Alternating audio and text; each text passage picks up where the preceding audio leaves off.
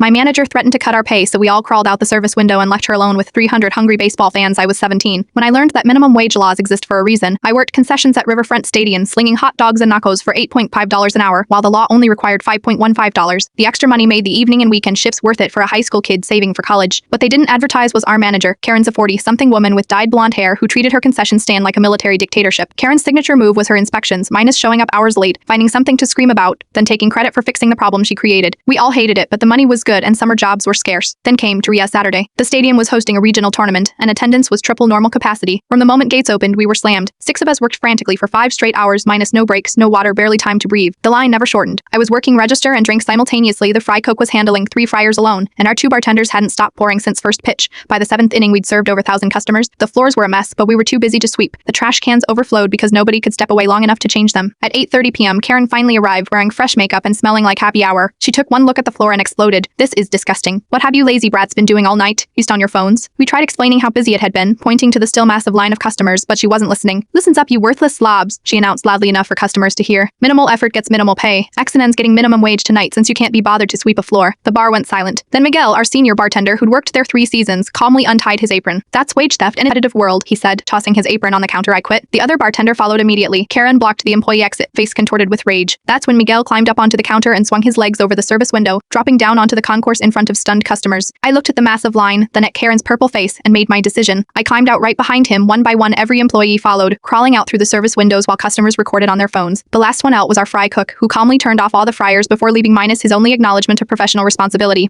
We left Karen alone with 300 hungry fans, empty kegs, and no idea how to operate a cash register. The stadium director called us all the next day with apologies and job offers. Karen, we learned, had been reassigned to a position that didn't involve managing people. Sometimes the best training for adulthood happens when teenagers decide collectively that some things matter more than money.